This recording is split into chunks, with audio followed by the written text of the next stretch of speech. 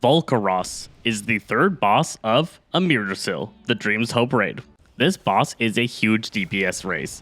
It's all about splitting your party into two separate groups and then rotating around the outside of this ring as the room slowly fills with lava. If the room fully fills, it's going to be pretty quick to a raid wipe, so you have to continue to deal with mechanics and soak mechanics to make sure to get as little volcanic spread as possible. This fight is big time about watching your feet, gray shadows of the tail looming behind you, red swirls, lava pools on the ground, as well as lava waves, and soak mechanics.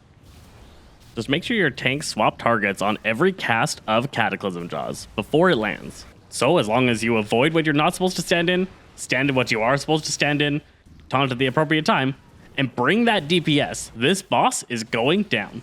So let's actually talk about what's going on with this boss. To start, there are two tank effects. Molten Venom, which stacks up on the tanks, doing ever-increasing damage and increasing the damage of Cataclysm Jaws, which is a massive hit for 1.6 million. If you have multiple stacks of Molten Venom on you when Cataclysm Jaw hits, you're going to go down. But he is tauntable while he is casting it, so just cast Taunt whenever he begins to cast Cataclysm Jaws. Next up, every so often begins spewing this stuff all over the raid with Serpent's Fury. This is going to do damage to all players over time, and then a couple of players are going to begin coiling flames. There's going to be a circle that appears around you that slowly reduces in size as it burns people nearby. Just spread these out and make sure you're not damaging people unnecessarily. They slither away and affect a new target whenever they expire, so this is something you're just constantly dealing with, multiple of your raid members pulsing this damage. In addition to that, healers have to worry about burning vertebrae, which is just 21,000 fire damage, pulsing to all players over time.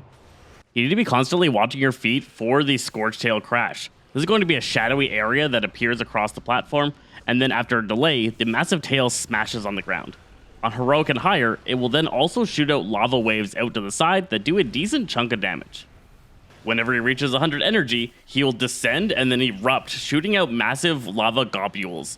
This is going to be two large soak locations that are placed around the path. Each of these soak locations are going to knock you back and do a decent amount of damage. So you want to stack on the side that you want to be knocked towards. Whichever side you're assigned to, you're going to be wanting to stack on that side of the soak point so that you get pushed in the direction that you're rotating around the room.